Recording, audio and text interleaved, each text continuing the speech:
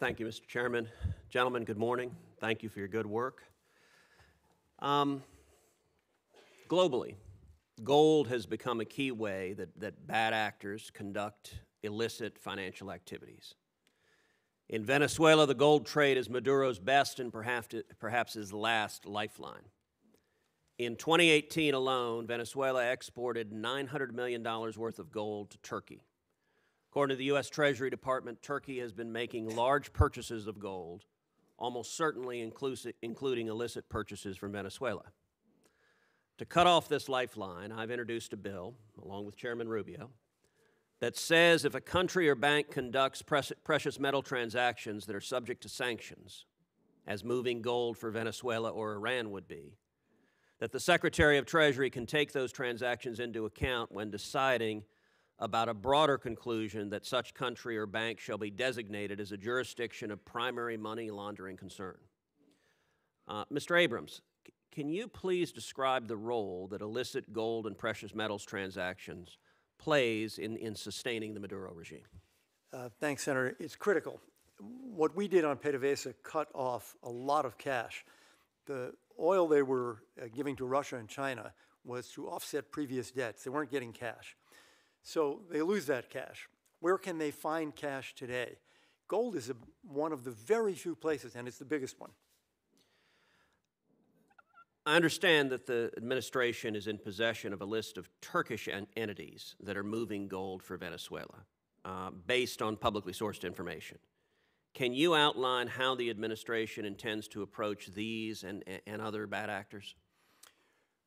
First, we talk to the governments in question, and in some cases the enterprises in question, in almost every case, to say, you ought to stop doing this. You ought to stop doing it because it's wrong, and you ought to stop doing it because there are going to be sanctions.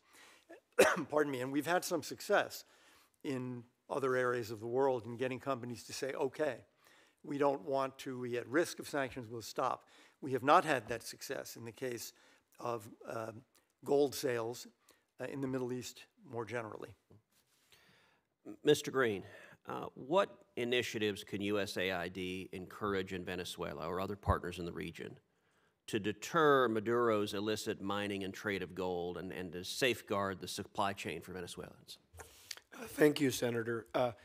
Actually, in countries like Colombia and Peru, we have well-developed, successful illicit mining programs which use environmentally sound methods for mining. Secondly, because it's licit, it actually provides a revenue source that can be reinvested in the communities and creates good-paying jobs and chokes off the source of illicit gold revenues that we know that narcos and criminal gangs too often use. So I would propose in that day after in Venezuela that we ramp up investments like this. This is a way of creating very good paying jobs around which you can raise families and build communities. Thank you. Maduro's regime has been holding 6 Citgo employees, including 5 U.S. citizens who live in Texas for over a year now. The Citgo executives have been detained on baseless charges and subjected to harsh imprisonment. It is well past time to secure their release, and it is my hope that the new Venezuelan government will work with the U.S. to swiftly ensure their safe return. Mr. Abrams, is the administration in discussions with either the Guaido administration or the Maduro regime on the imprisonment of the Citgo executives who are U.S. dual nationals? And can you describe what efforts are being made to secure their release? As you know, Senator, we are unable to get consular access to them. The position of the regime is because they are also Venezuelan citizens, you don't get to see them. So we've not been able to do that. It's also true that the church in Venezuela has asked to see them on kind of pastoral visit, refused. No. We're in touch with the families. We keep pressing the regime because there are 2 court orders for their release, which the regime simply refuses to implement. So we keep pressing, we do keep raising it. I'm absolutely confident that at the point at which interim President Guaido takes over, their release will be very rapid. Well, good, and I would encourage you to continue to make that a high priority. A final question for both of you. This is a pivotal time in Venezuela's history. It's a time with enormous opportunity, but also enormous risk. There are some 3,000 generals in Venezuela. Each of those generals now has to decide with whom he stands, with the illegitimate and oppressive Maduro regime or with the legitimate and recognized Guaido government. What do both of you believe could be effective both carrots and sticks for those 3,000 generals to encourage them to stand on the right side of history with the people of Venezuela and not to support a dictator on his way out the door? Well, I'd say there are two parts to that, the Venezuelan part and the American part. The legitimate National Assembly has passed a transition law that speaks of amnesty, pardon me, and there are further debates in the National Assembly in Venezuela about saying more about that, being more detailed about what an amnesty would consist of. On our part, we've made it very clear that sanctions can be removed. Visa revocations can be reversed and visas can be granted. For those who are actually indicted, that's a different story, indicted or convicted. They should have their lawyers deal with the Department of Justice. But from the Treasury and State point of view, these things are reversible, and we are trying to make the argument, and more importantly, President Guaido and the National Assembly are making the argument that they are open to those who are willing to change. Thank you. Thank you, Mr. Chairman. I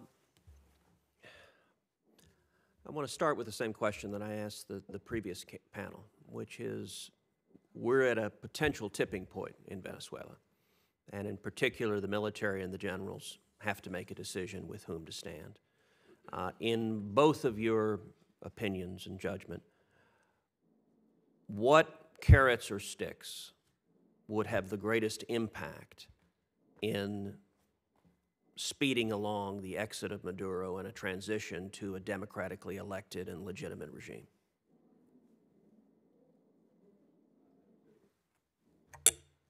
Thank you, Senator Cruz. I agree with the implications of the question that the real arbiter on the ground in Venezuela is the military and those with the guns, which is the monopoly of the regime at this point. So at some point you have to either get them to stand down or switch sides and switch their allegiance to Mr. Guaido as the interim president. These are individual decisions. These are decisions that are made based on people's best guess for their own prospects and that of their family. And our understanding is that many of the people who remain quote-unquote loyal to the regime are not doing so because they particularly like Mr. Maduro or even like his social project or whatever it is, but because they're afraid. They're afraid that they'll obviously lose their jobs and their pensions, but they might actually be killed. And the way that the security services are being monitored, not just by the Venezuelans, but also by some of their outside advisors, there is a real sense of who may be looking to create conditions for to try to overthrow the government or leave or what have you. So it's a very delicate situation. What can the United States and the international community do? I think we can continue, as was discussed in the previous panel, to express openness that those who do not have blood on their hands, those who have not participated in human rights abuses, would be welcomed into a new Venezuela. I think that's absolutely appropriate. But I think at the end of the day, the people have to understand that there will be change in Venezuela because they want to be on the winning side. They want to be on the side that's left standing. And if they think that Mr. Maduro will have the opportunity to remain forever, then the choice to switch their allegiance to Mr. Guaido becomes that much more fraught. And if they believe that Mr. Guaido, in fact, will be ascending to real power in the Miraflores Palace, then the decision in some way becomes a little bit easier. I'm not saying it's easy, but it will be easier. So to the extent that the international community can continue to show the commitment for real and lasting democracy in Venezuela, I believe that's the most potent thing that we could do at this time. I'd like to add to that. It's going to be very difficult, I think, to break the high command, I think the number that I've heard is 2,000, Senator Cruz, not 3,000, but it's a substantial number, and whatever it is, it's at least double, if not triple, what we have in the United States, and an armed force that's hugely bigger. I recall that in the Chilean transition, General Pinochet, who subsequently was made to stand trial for his crimes of torture and killing of political opponents, remained as the head of the armed forces and then became a senator for life. So I think that there are things that are done at the outset of a transition that are deeply distasteful, repugnant, but nonetheless, I also recall the words of a great teacher, friend, jurist from Chile who headed their Truth Commission, Jose Zalaquet, who talked about the ethics of responsibility, which is to say that we are not talking necessarily about pure justice right away. Obviously, everyone should have to pay for crimes against humanity, for torture, for killing, for the levels of corruption and drug trafficking that they've engaged in. But what you can accomplish initially as you have a transitional government leading to elections is very different from what can, I think, occur down the line. And I think the United States has an important role to play in this. Again, as distasteful and contrary to the whole concept of the rule of law that this may seem, if people feel that if they change or if they somehow agree to break with the regime, what awaits them is a supermax jail cell in the United States. You will never see the movement of those people. So I think we have to think in very pragmatic terms, not in absolutist terms, be flexible, but also listen to what the Venezuelan opposition is doing in terms of speaking to the military, making that outreach, because it's clear that the offer of amnesty has not yet been sufficient. So one additional question. Mr. Farnsworth, you made reference to the Cuban soldiers and thugs that are on the ground in Venezuela. Can you detail a bit more the malign influence that Cuba is having propping up the Maduro regime? From what I know from outside open sources, they've been very active, particularly in the security services, offering not just guidance in terms of how to organize intelligence operations, but also helping the Venezuelans carry them out in some cases. They've also been active in state functions such as passport agencies and authorities so that they know who's coming in and out of the country. And these are reports from folks, open source, et cetera. You don't need a whole lot of people from outside the country to do a lot of damage if they are embedded in the most sensitive areas of the government and the areas that have control of the population. And this is what the Cubans have primarily focused on, is my understanding. So with that in mind, it's become a very complicated effort, and to try to get some of these folks, Venezuelans, who may, quote unquote, want to do the right thing, they don't know who's watching them. They don't know what information they have on them. They don't know who's watching their families. It's a really complicated and difficult scenario. Thank you.